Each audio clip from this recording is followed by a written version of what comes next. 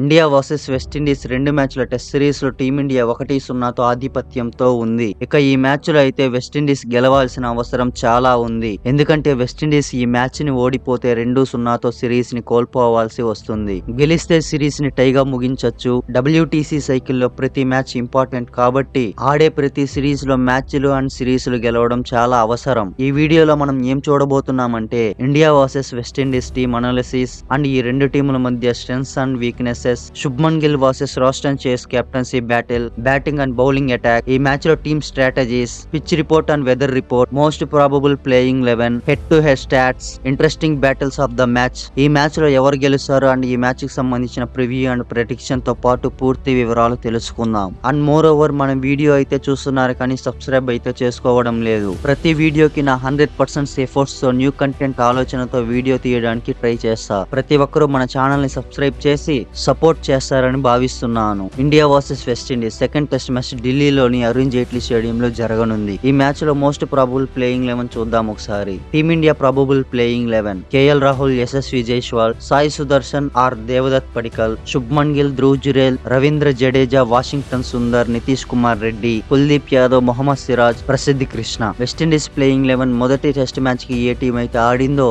ఆ టీమ్ లో బౌలింగ్ లో చిన్న మార్పులు చేసుకుని బరిలోకి దిగుతుంది. ఈ టీమ్ లో ప్లేయింగ్ 11 అయితే ఇలా ఉండొచ్చు అని నాకు అనిపిస్తుంది. ఈ రెండు టీముల అనాలిసిస్ చూసినట్లయితే టీమిండియా బ్యాటింగ్ అండ్ బౌలింగ్ లో చాలా స్ట్రాంగ్ గా ఉంది. అండ్ అలాగే మొదటి టెస్ట్ మ్యాచ్ లో పూర్తి డామినెన్స్ అయితే కనపరిచింది. టీమిండియా అయితే స్ట్రాంగ్ గా ఉంది అని చెప్పుకోవచ్చు. వెస్టిండీస్ బ్యాటింగ్ లో 30+ యావరేజ్ ఏ బ్యాటర్ కి కూడా లేదు. వెస్టిండీస్ బ్యాటింగ్ అయితే ఇన్ఎక్స్పీరియన్స్ బ్యాటింగ్ తో అయితే ఈ సిరీస్ లో అడుగుపెట్టింది. ఇక బౌలింగ్ లో కూడా మేజర్ బౌలర్స్ ఇంజురీ వలన టోటల్ బౌలింగ్ యూనిట్ చాలా వీక్ గా ఉంది అని చెప్పుకోవచ్చు. ఎనీవే ఈ మ్యాచ్ లో గట్టి పోటీ ఇస్తుందని అనిపిస్తుంది. స్ట్రెంగ్స్ అండ్ వీక్నెస్ చూసినట్లయితే India team batting and bowling లో మెరుగ్గా ఉంది. కేఎల్ రాహుల్, ధ్రువ్ జురేల్, జడేజాలు మొదటి మ్యాచ్ లో సెంచరీలతో అదరగొట్టి సూపర్ ఫామ్ లో ఉన్నారు. ఇక బౌలింగ్ లో సిరాజ్, జడ్డు, కుల్దీప్ మంచి రిథమ్ లో ఉన్నారు. వెస్టిండీస్ టీమిండియాతో పోల్చుకుంటే అటు బ్యాటింగ్ లో ఇటు బౌలింగ్ లో చాలా వీక్ గా ఉంది అని చెప్పుకోవచ్చు. ఇక ఈ మ్యాచ్ లో అయితే బూమ్రా ఆడకపోతే సిరాజ్ పై పూర్తి భారం పడే అవకాశం ఉంది. ఈ మ్యాచ్ లో కీ ప్లేయర్స్ చూసుకున్నట్లయితే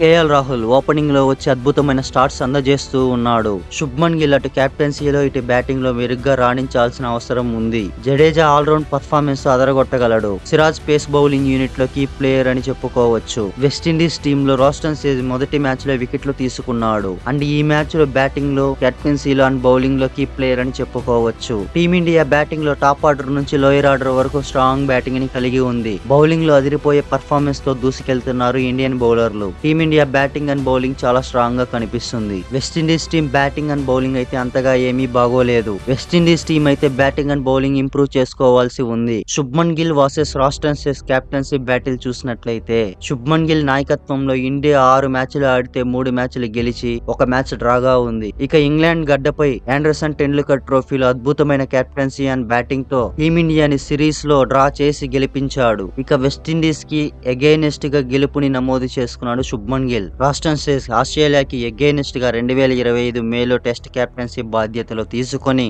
ఇప్పటి వరకు 4 మ్యాచ్లకి కెప్టెన్సీ చేసి 4కి 4 మ్యాచ్లు ఓటమిని ఎదుర్కొన్నాడు. ఇక చెప్పాలంటే కెప్టెన్సీలో శుభ్మన్ గిల్దే పై చేయి ఉందని చెప్పుకోవచ్చు. ఈ మ్యాచ్ లో అయితే ఈ రెండు టీములు ఒక మంచి స్ట్రాటజీతో రావాల్సిన అవసరం ఉంది. వెస్టిండీస్ టీమిండియా బ్యాటింగ్ ని ఎలా ఆపాలి అండ్ టీమిండియా పేస్ బౌలింగ్ ని ఎలా ఎదుర్కోవాలి అండ్ అలాగే స్పిన్ డిపార్ట్మెంట్ తో ఎలా సవాలు చేయాలి అన్న విషయంపై ఒక మంచి స్ట్రాటజీతో రావాల్సిన అవసరం అయితే ఉంది. ఇండియా ఈ మ్యాచ్ గెలిచి వెస్టిండీస్ ని వైట్ వాష్ చేయాలనే స్ట్రాటజీతో రావాల్సిన అవసరం ఉంది. ఇక ఈ రెండు టీముల మధ్య హెడ్ టు హెడ్ స్టాట్స్ చూసుకున్నట్లయితే ఇప్పటి వరకు ఈ రెండు టీములు 101 మ్యాచ్లు ఆడితే ఇండియా 24, వెస్టిండీస్ 30 మ్యాచ్లు గెలిచాయి. 47 మ్యాచ్లు డ్రాగా ఉన్నాయి. ఒక రకంగా చెప్పాలంటే వెస్టిండీస్ దే టెస్టుల్లో అప్పర్ హ్యాండ్ ఉంది. కానీ వెస్టిండీస్ అయితే ఇప్పుడు పూర్తిగా డౌన్ ఫాల్ లో ఉంది. ఎంత దారుణం అంటే రీసెంట్ గా నేపాల్ తో కూడా వైట్ వాష్ అయ్యేంత డౌన్ ఫాల్ లో ఉంది. ఈ మ్యాచ్ లో అయితే టీమిండియాదే పూర్తి డామినెన్స్ అవుతుందని నాకు అనిపిస్తా ఉంది. ఇక ఈ మ్యాచ్ కి సంబంధించిన pitch report and weather report చూసినట్లయితే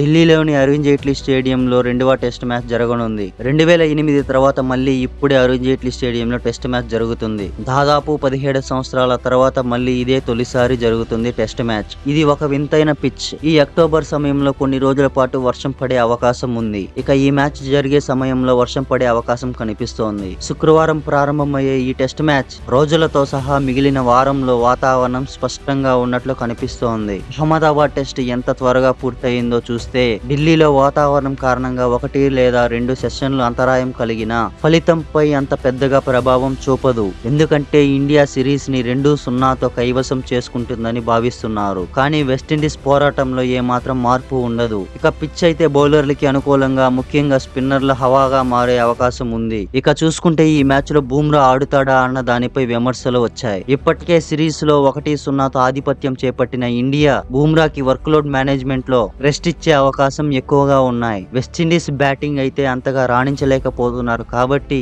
బూమ్రాకి రెస్ట్ ఇచ్చి ప్రసిద్ధి కృష్ణకి టీంలో చోటు ఇస్తారనిపిస్తుంది. ఇప్పటికే టీమిండియా సిరీస్ లో 1-0తో లీడ్ లో ఉంది. ఈ మ్యాచ్ గెలిచి క్లీన్ స్వీప్ చేయాలనే ఉద్దేశంలో టీమిండియా ఉంది. ఈ మ్యాచ్ లో అయితే ఇండియా గెలుస్తుందని నేను అనుకుంటున్నాను. ఈ మ్యాచ్ కి సంబంధించిన మీ ప్రెడిక్షన్స్ ఏంటో కామెంట్ చేసి ఇప్పటికీ మన ఛానల్ ని సబ్స్క్రైబ్ చేసుకోకుండా ఉంటే వెంటనే సబ్స్క్రైబ్ చేసుకోండి. మరెన్నో వీడియోల కోసం పక్కనే ఉన్న గంటని గట్టిగా కొట్టండి. కానీ ఫోన్ స్క్రీన్ మాత్రం పగిలిపోకుండా చూసుకోండి. Thanks for watching the video.